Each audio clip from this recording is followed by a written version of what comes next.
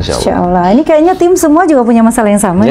Kantongnya yang bermasalah. Karena memang hidup itu harus ada masalah. Iya, Dulu waktu zaman sahabat itu, para sahabat tidak pernah curhat kepada Nabi kalau punya masalah. Ya Nabi Allah, istriku cerewet. Ya Nabi Allah, anakku nakal. Rezekiku seret. Nggak pernah. Tapi sahabat itu selalu curhat kepada Nabi kalau tidak ada ujian. Masya Allah. Ya Nabi Allah, kenapa nggak ada ujian? Istriku nggak diajarin pinter, baik. Anak-anakku nggak dikasih tahu dia soleha. Aku nggak kasih sakit, rezeki aku kok diam datang semua. Nggak ada cobaan. Baru ngeluh kepada Nabi, karena mereka tahu hanya orang-orang beriman aja yang diuji sama Allah. Jadi luar biasa. Kalau kita masih punya ujian, kita punya masalah, masih harus bersyukur. Bersyukur itu level yang terbaik. Kalau bersabar itu level biasa. Jadi punya masalah, sabar ya biasa. Kalau orang punya masalah, ya alhamdulillah saya punya masalah. Ya, alhamdulillah ala kulli hal. Itu levelnya lain, insya Allah. Wah, luar biasa ya. Baru opening loh, kita udah dapat hikmah yang luar biasa. Nggak diragukan lagi ya keilmuan beliau. Insya Allah, sharing kali ini menginspirasi kita semua. Dan di sini kita nggak berdua karena banyak tim ya, ada suami, ada banyak bayaran. banyak. Jadi nggak berdua ya, sahabat-sahabat. Maaf tempatnya semua. Sempit, studio ala kadarnya. Nah, yang udah penasaran, saya langsung mau tanyakan ya. Yes. Agama sebelumnya, Bli? Saya Hindu dulu. Hindu Protestan. Protes mulu karena beda kan. Ya, jadi awal saya kritis terhadap agama saya juga, kok Hindu ini beda-beda. Beda-beda. Jangankan yang jauh antara Bali dengan India, Bali dengan Tengger Jawa Timur itu beda. Bali dengan Lombok di NTB. Bedanya itu di apa? Macam-macam, dari mulai adat istiadat, ritualnya, tata caranya, banyak hal. Kalau Mbak Yuli tinggal di Harapan Indah, Bekasi. Zuhur berapa rakaat? 4, alhamdulillah sampai sama. Dimanapun kita zuhur ya 4 rakaat. Nggak ada yang mentang-mentang di Alaska, aduh dingin, kita 2 rakaat kalau zuhur nggak. Bahasa Arab. Tapi awal Bang ya, panggil Bang aja ya. Awal Bang Dewa menemukan perbedaan itu? Justru pada saat mendalami agama Hindu itu sendiri. Jadi belajar saya di STA, Sekolah Tinggi Agama Hindu. Kemudian saya belajar bahasa Sanskrit untuk membaca Weda. Dari situlah saya tahu, oh ini kok berbeda semua. Saya membayangkan gini, kalau satu kelas dapat soal yang sama, katakanlah soal matematika, 10 soal yang sama, 40 murid, dan setiap murid jawab dengan cara dia, terus yang lulus siapa? Benar. Apa semuanya lulus? Enggak. Kalau di sini dengan yang di India beda. Kayak misalnya kemarin ya, saudara-saudara kita di Hindu Bali terutama, itu hari raya Nyepi. Hari raya Nyepi, hari raya agama Hindu. Ada di India? Nggak ada? Nggak ada. Oh, saya juga baru tahu nih. Di Sri Lanka nggak ada. Jadi kenapa berbeda menjadi sesuatu hal yang lumrah, kalau kita di Islam kan nggak bisa. Dan kita dalam mempelajari Weda ini pun juga tidak boleh sembarangan. Jadi nggak usah heran kalau ada umat Hindu, dia tidak pernah baca Weda, dia tidak pernah lihat Weda, bahkan pegang pun belum pernah. Weda itu seperti apa? Karena memang tidak boleh sembarangan membacanya. Jadi perbedaan itu Bang Dewa temukan ketika mempelajari. Iya. Dalam artian Bang Dewa sendiri sebenarnya akarnya itu dari Hindu yang taat ya? Sebenarnya tidak dibilang Hindu yang taat. Jadi gini, Hindu yang saya beragama Hindu yang berasal dari Bali dan menjalankan semua adat istiadat Bali secara taat, bukan secara Hindunya. tapi secara Balinya, secara adat istiadat. Karena banyak sekali ritual-ritual, makanya kan Bali singkatannya banyak libur tuh. Karena sudah ada upacara libur. Ya kan boleh 5 hari kerja seminggu tuh, kadang cuman kerja 2 hari di Bali boleh. Bilang kenapa nggak masuk ada upacara? Nggak masuk ada upacara. Jadi terlalu banyak upacara. Jadi ritual-ritual itu yang menjadi ketaatan sebagai umat Hindu di Bali khususnya ya. Ya, jadi ketaatannya dalam hal adat istiadat, bukan ajaran-ajaran Hindu yang sebenarnya. Gitu. Karena memang Hindu sendiri lebih banyak berupa ritual ya? Ya, ritual. Jadi dari pagi sampai malam ritual Hindu itu banyak. Seperti umat Hindu di Indonesia, bahkan di Bali itu lebih paham tentang Trisandi. Trisandi itu persembahyangan 3 waktu. Dari jam 6 pagi, jam 12 siang, dan jam 6 sore. Tapi selebihnya itu semua adat istiadat. Seperti ngejot, kalau pagi ngejot itu kayak apa ya, sajen Banten ya, biar lebih gampang aja nyebutnya, itu di depan rumah. Jadi di orang Bali itu setiap mereka masak, semua yang makan pertama itu betara. Apa? Betara itu goib. Gaib, leluhur, butekala, semua pokoknya yang gaib-gaib itu dipersembahkan dulu untuk dewa, untuk dewi dan segala macam itu. Jadi nggak boleh masak nasi baru matang itu terus kita makan. Jadi awal itu dipersembahkan untuk yang roh-roh itu dulu. Iya, harus gejot dulu, terutama leluhur ya segala macam. Kopi, dihidangkan kopi panas segala macam. Itu ritualnya banyak sekali. Dan itu yang keluarga saya taat. Jadi dari keluarga yang taat juga ya? Taat adat istiadat Hindu Bali, itu aja. Hindu Bali, jadi nggak bisa dipisahkan Hindu Bali, karena beda dengan Hindu India, Hindu Sri Lanka, Hindu Nepal, itu beda semua. Nah, lepas dari tradisi Bali ya, tradisi agama Hindu lah, yang saya dengar itu Bang Dewa dulu benci banget dengan Islam. Kalau boleh ceritakan, Bang? Ya jelas benci, karena kan yang saya terima informasi. Jadi gini, waktu saya kecil itu, selama saya di Bali sampai pindah ke Jakarta itu, belum pernah ada Islamophobia. Dulu SD, SMP, ya, kayaknya SMA. Tenang aja gitu ya. Selepas saya SMA, sekitar 2001-2002, akhirnya mulai berkembang dengan terjadi bom Bali. Bom Bali pertama itu 2002. Bom Bali kedua itu 2004. Kenapa saya hafal? Karena kebencian saya luar biasa. Media itu meliput, bahkan maaf ya, di sekitaran Kute, di Ground Zero, kalau ada yang pakai baju gamis, kopiah kayak begini, itu mereka kejar, mereka tangkap. Saking takutnya, saking Islamofobianya itu berkembang dari media. Ya jelas saja, karena saya tidak, Hindu ini, apalagi saya dulu, terutama saya dan keluarga itu tidak terlalu peduli dengan agama lain. Pokoknya jalankan adat istiadat sebagai seorang Hindu Bali yang taat, ya itu saja dikerjakan. Tapi begitu tahu tentang agama Islam, justru dari media dan kejadian bom Bali, siapa yang tidak benci? Itu Bali luluh lantah itu. Korbannya banyak, perekonomiannya luar biasa. Anjlok ya. Dan di media itu liputannya luar biasa sekali tentang Islam. Tapi ada satu lupa. Kejadian bom Bali pertama, orang yang pertama kali, bahkan pernah diundang di Kick Andy kalau nggak salah, di Kick Andy atau di Metro TV saya lupa, itu seorang haji.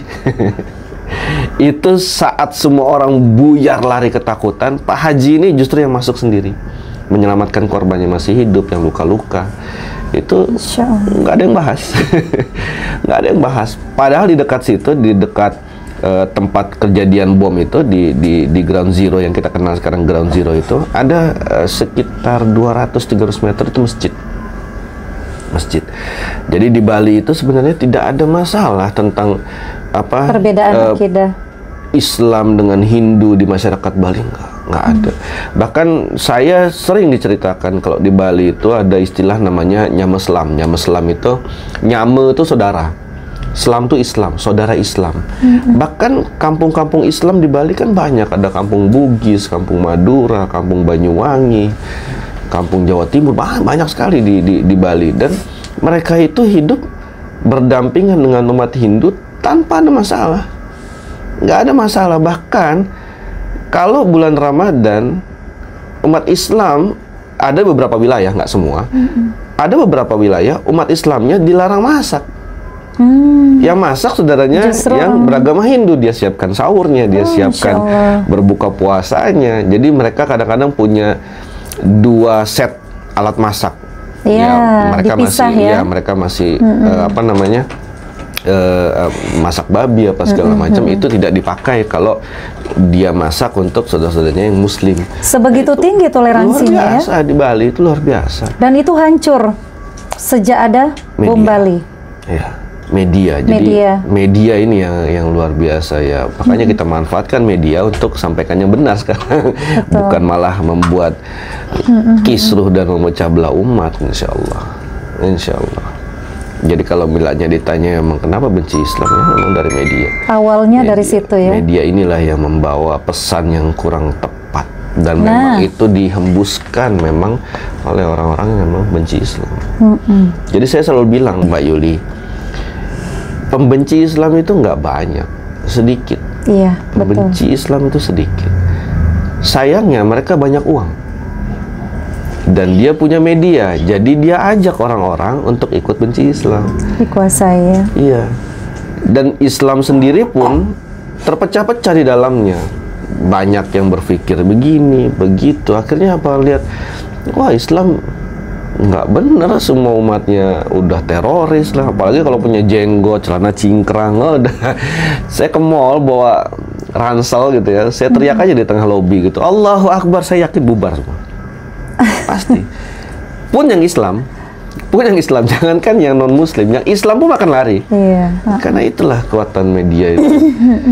Ya, mau gimana lagi, tapi ya kita sampaikan bahwa Islam ini tidak seperti yang mereka bayangkan. Betul. Insya Allah.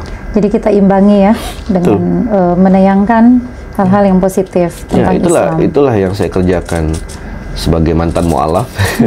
Karena buat saya mu'alaf hanya 1 hari, setelahnya dia menjadi seorang Muslim. Saya sudah 4 tahun lebih, berarti saya seorang Muslim sekarang, bukan mu'alaf lagi. Dan memang pada dasarnya kita semua terlahir sebagai Muslim. Orang tua kita lah yang menjadikan kita Nasrani, Majusi, seperti itu.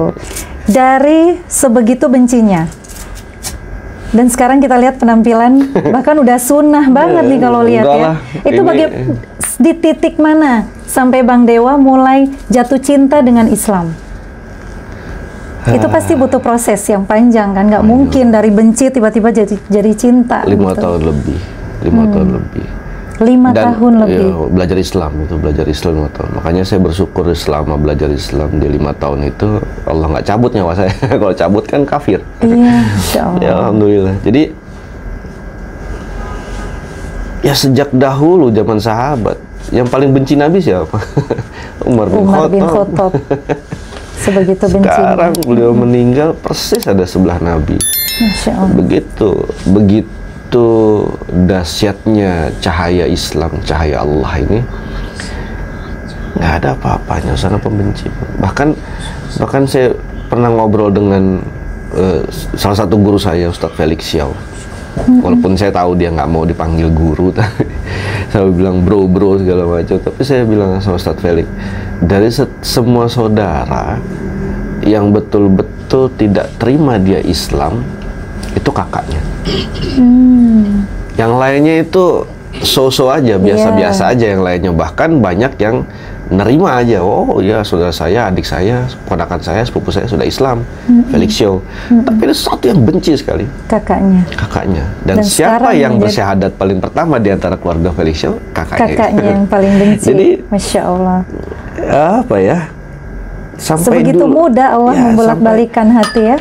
Mudah. Allah itu apa sih yang nggak bisa bagi Allah itu? Dan saya selalu bilang, setiap Allah mau menunjukkan kebesarannya, selalu gunakan hal yang kecil. Itu bahasa, dicatat tuh bahasa saya. Setiap Allah mau menunjukkan kebesarannya, dia selalu gunakan hal yang kecil. Simple ya. Contoh, Namrud, raja yang berkuasa gitu, luar biasa. Meninggal hanya dengan nyamuk saja. Nggak perlu sampai gunung Uhud atau gajah sebesar bukit. Saat Rasulullah SAW bersama sahabat Abu Bakar radhiyallahu anhu dikejar kaum Quraisy, kemudian bersembunyi di Gua Sur. Apa Allah menurunkan pasukan malaikat? Tidak. Sarang laba-laba kecil sekali. Kecil sekali. Insya Allah. Nah, perjalanan Bang Dewa sendiri untuk mendapatkan hidayah itu? Ini pertanyaan yang bagus betulnya. Orang selalu, kita setiap hari kan minta hidayah. Betul. Selalu minta hidayah. Setiap sholat kalau bisa minta hidayah. Dan luar biasa, Allah kirimkan hidayah setiap saat. Perkaranya kita mau ambil atau enggak. Betul, Masya kita mau Allah. ikut atau enggak. Kita lagi nongkrong sama teman-teman, kafe kopi gitu ya. Wah, ketawa ngobrol. Ada 2 anak kecil lewat depan kita, pakai baju koko, sarung, atau mungkin dia lagi main-main pukul-pukulan pakai sejadah gitu. Itu kita lihat semua. Ini orang yang nongkrong ini lihat semua. Itu hidayah. Perkaranya kita mau tetap nongkrong ngobrol atau ikut mereka ke masjid. Nah, itu hidayah. Allah selalu kasih azan. Selama dia nggak tuli, yang non muslim pun dengar azan. Itu hidayah. Ada yang masuk Islam gara-gara dengar azan. Kok saya tenang ya dengar azan. Saya nggak perlu pakai alarm. Azan subuh di sebelah saya, di masjid sebelah saya, itu yang bangunkan saya. Kok segar ya dengernya gitu kan. Hidayah Allah itu bisa datang kapan saja, setiap saat, kepada siapa saja. Perkaranya kita mau ambil atau tidak. Betul. Kita mau ambil atau tidak. Saya pernah dengar salah satu syaratnya, bahkan salah satu tugas dari Rasulullah SAW, kenapa Allah mencabut nyawanya dan beliau meninggal. Karena salah satunya tugas beliau sudah selesai. Apa itu? Tidak ada setiap jengkal pun tanah di muka bumi ini yang tidak sempat Rasulullah dan para sahabat dakwahi. Jadi sebetulnya sudah lengkap semua dakwah. Sempurna. Oleh karena itu Allah mewafatkan Rasulullah. Saya pernah dengar Bang Dewa sampai ke India. Oh, nggak lama itu. Tapi itu termasuk salah satu bagian dari proses kan untuk mendapatkan. Justru proses awal. Kalau ibaratnya lagu intro saja itu. Intro aja. Di situ kan saya ketemu dengan guru saya Profesor Zakir Naik. Walaupun sulit ya waktu itu kan di Peace Foundation kan selalu ramai. Tapi tujuan awal ke India tuh sebenarnya memang pendalaman agama Hindu. Lama Bang di India? Setahun lebih dikit. Wow, lumayan. Setahun lebih dikit. Nggak lama kok. Karena justru disitulah perkenalan dengan mulai meneliti tentang agama sendiri, terutama ibadah ya. Ibadah, karena kan biasa di Bali ini kan kita trisandil 3 waktu, jam 6 pagi, jam 12 siang, jam 6 sore. Jadi teman-teman kan kalau waktu itu kan di dorm ya, di asrama. Jadi masa kuliah itu teman-teman suka ngajak ya, namanya kita di negara orang, yuk jalan-jalan yuk, jalan-jalan. Walaupun nggak ada bedanya kayak di Jakarta, di sana tuh kayak begitu ya, semberawut segala macam. Tapi ya namanya negara orang, ya jalan-jalan. Selalu ngajaknya sore, ayo sore jalan-jalan, kita udah nggak ada kuliah. Saya bilang, entar dulu, saya ibadah jam 6. Nah begitu saya sembahyang dengan cara Hindu Bali, itu teman-teman yang lain nanya, kamu ngapain? Padahal nih mereka Hindu juga. Semua Hindu, semua Hindu. Saya bilang, saya ibadah, I'm pray. Katanya. What kind of pray? Katanya, itu ibadah macam apa? Ya itu Hindu. Kami semua Hindu, tapi nggak pernah ibadah kayak kamu. Wow. Dia lucu di Bali tuh. Kita kenal namanya ada sembah puyung, ada pakai kuangen, pakai bunga, pakai wija, tirta dan sebagainya. Itu mereka bingung semua. Saya bilang, orang Hindu bingung lihat orang Hindu sembahyang. Sesama Hindu. Ya itulah awalnya saja, awalnya. Habis itu ya kepingin cari tahu. Karena ya itu saya berpikirnya agama kan banyak di dunia ini. Saya nggak berpikir soal Islam Kristen ini. Nggak, intinya semua agama banyak. Yang mana yang benar? Apakah Hindu yang diajarkan dari orang tua saya ke saya, atau justru yang lain? Nah itu aja, dari penasaran itu aja saya coba cari. Oh itu nggak sebentar, lama itu. Makanya banyak sih yang bilang gitu, Bang Dewa, kok pemahamannya, ya maaf ya mereka bilang kok ilmunya banyak ya. karena banyak belajar aja. Dan guru-guru saya yang hebat, bukan saya. Guru-guru saya hebat karena guru-guru saya tuh selalu menyampaikan, selalu wanti-wanti ke saya berdakwah itu hanya boleh bawa dua. Pertama, yang sudah saya pahami, benar-benar paham. Jadi kalau misalnya Bang Dewa nanya hukum waris dong, saya belum paham, saya nggak akan nyampein ini. Itu yang pertama, saya sudah pahami, betul-betul paham. Kedua, saya sudah lakukan. Contoh misalnya, saya nasihati orang jangan minum minuman keras gitu, jangan minum hamar. Ya karena saya tidak lakukan. Jadi saya berani sampaikan. Kalau misalnya saya masih, andaikan ya, saya masih suka bohong gitu, tapi saya bilang, kamu nggak boleh bohong, kan aneh. Jadi dua itu aja selalu dipesankan ke saya. Yang sudah sampaikan, yang sudah dipahami dan betul-betul sudah dipahami. Kedua, sampaikan yang sudah kau lakukan. Udah itu aja. Insya Allah. Dalam artian memang ketika mempelajari agama Hindu banyak keganjalan ya. Banyak. Salah satu yang paling kuat perbedaan ritual ibadah. Ya. Itu awal ya, ya Bang ya. Nah, itu dari Hindunya. Salah satu aja, pertama kali Bang Dewa menemukan kebenaran dalam Islam. Waktu ada orang ngobatin kesurupan, kita kan ruqyah. Oh. Ini saya belum pernah cerita ini dimanapun ya kalau nggak salah.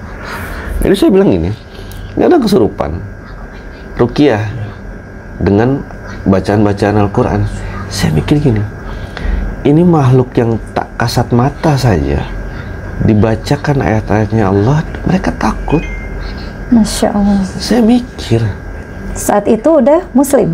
Belum Muslim. Saya, kok mereka takut apa gitu. Saya cuma dengar Bismillahirrahmanirrahim, biasa aja. Allahu la ilaha illa huwal hayyul qayyum, biasa aja. Tapi orang yang kesurupan atau dia bereaksi ya, itu kuping apa segala macam, ini agama apa, mikirnya gitu loh. Ini agama apa kok sampai seperti itu, yang gaib saja, yang kita tidak lihat, dengar ayat Allah, mata, dengar ayatnya saja, nggak ketemu sama Allahnya. Dengar ayatnya saja mereka takut. Insya Allah. Kalau dulu, maaf, mudah-mudahan saya tidak disomasi, tidak dilaporkan, karena sekarang zaman sensitif ya. Di Bali, kalau ada yang kesurupan, itu dikasih. Ini ada orang depan saya kesurupan, mau apa, ayam bakar, bawain. Kopi panas, kok minta pizza juga dikasih. Sudah ya, udah makan semua, pergi ya. Itu. Tapi Islam, misalnya jarak segini aja, nggak usah jarak segitu. Saya pernah ada orang ngeruqyah dari handphone. Ustadz, ini kakak saya kesurupan ini, di speakerin, dibacakan ayat-ayatnya. Ini luar biasa itu. Ajaib. Allahu Akbar. Saya nggak tahu ya menggambarkannya gimana, tapi coba dipikirkan ya teman-teman di rumah, coba dipikirkan. Mereka kasat mata, tidak bisa melihat dunia dan dimensi kita sama mereka itu beda. Kenapa dengar ayat-ayatnya Allah mereka takut? Itu pertanyakan, coba tanya. Itu yang paling berkesan banget ya. Awalnya kan. Awalnya. Nah, Bang Dewa saat belajar itu secara langsung belajar dengan guru Dr. Zakir Naik. Kalau Dr. Zakir Naik itu dia kan membahasnya tentang religion conversion, jadi perbandingan agama. Itu saya lebih banyak ngelihat tutorialnya, kemudian juga lewat websitenya, video-videonya. Jadi nggak ketemu secara langsung? Pernah ketemu langsung, pernah. Bahkan waktu di Jakarta, di Bekasi ini, GOR pun saya ketemu langsung. Tapi bukan berarti saya belajar duduk hadap-hadapan seperti dosen dengan mahasiswa. Enggak, kebanyakan tutorial dari jarak jauh. Jadi bukan gara-gara sekarang pandemi aja baru Zoom. Zaman itu pun sudah ada di websitenya. Jadi kita berhadap tatap muka itu melewat webcam. Lewat webcam, akhirnya diskusi, banyak belajar, kemudian lihat apa yang disampaikan. Saya nyari loh. Jadi setiap video dia menyebutkan ayat ini, saya post, cari, bener nggak? Dia sebutin ayat-ayat di Weda. Kalau di Weda itu, kalau di Hindu bukan ayat namanya, tapi sloka. Sloka dan mantram. Kalau kita kan dengar surat dan ayat. Kalau di Hindu itu sloka dan mantram. Itu ayat dan surat. Itu dia sebutkan, saya cari. Betul nggak yang dia omongin? Dan semua terbukti. Semua terbukti. Semua ada. Justru yang betul-betul saya belajar justru dari bukunya Faid Parkas dulu. Profesor, dia seorang pandit. Pandit itu kalau kita di Islam apa ya? Syekh. Dan dia profesor ahli Weda. Bayangkan, profesor ahli Weda. Dia ngambil gelar profesornya memang di mata kuliah Weda ini. Justru bukunya menyampaikan Hindu must be Muslim. Orang Hindu harus Islam. Itu bukunya Faid Parkas. Sampai akhir hayatnya saya nggak tahu ya kisahnya beliau masuk Islam atau nggak tahu. Tapi bukunya sebagian besar sampai dipinjamkan banyak orang. Sampai sekarang saya nggak tahu buku itu dari mana. Dan itu susah sekali nyari buku itu sekarang. Saya belum ketemu lagi ya buku Faid Parkas yang cetakan 64 ya, tahun 64. Karena ada yang bahasa Inggris di tahun 1960, ada yang di 1964 itu yang ada bahasa Melayunya. Dari buku-buku Faid Parkas yang saya baca tentang Kalkiawatara. Jadi umat Hindu di dunia ini menunggu Kalkiawatara. Jadi menurut kitab Purana, Kalkiawatara itu datang di zaman Kali Yuga. Zaman Kali Yuga itu zaman banyaknya perperangan dan bencana alam. Menurut ajaran Hindu, zaman Kali Yuga itu belum. Tapi dari ciri-ciri yang disampaikan di Weda sebenarnya sudah. Jadi Kalkiawatara itu kita bisa artikan sebagai manifestasinya Tuhan turun ke dunia. Dan itu kalau diterjemahkan, kita punya translate Google itu, Kalkiawatara itu artinya utusan terakhir atau Nabi Muhammad. Manifestasi terakhir manifestasi. Ya. Dari banyaknya kalki yang sudah turun ke dunia ini, yang dalam Weda yang terakhir itu adalah Kalkiawatara. Kalkiawatara itu punya nama kecil, namanya Narasangsa. Narasangsa itu kalau kita translate lagi, kita punya Google Translate gitu ya di handphone kita. Translate-nya itu artinya yang terpuji. Dan banyak sekali yang menceritakan tentang Kalkiawatara, ciri-cirinya adalah ciri-ciri Nabi Muhammad. Itu baru dari Weda. Dan agama saudara-saudara kita yang terdekat di Nasrani pun juga sama. Makanya itu yang menjadi kemarin sedikit permasalahan. Mereka bilang saya menyampaikan berita bohong bahwa tentang Islam, tentang Rasulullah SAW, Nabi Muhammad itu ada di semua agama. Ada di semua agama dan ada di semua kitab sucinya. Dan itu bisa dibuktikan. Ya mungkin mereka tersinggung saja dan tidak terima, menolak kebenaran itu ya, sampai akhirnya melaporkan lah. Tapi ya saya nggak masalah selama apa yang saya ucapkan benar.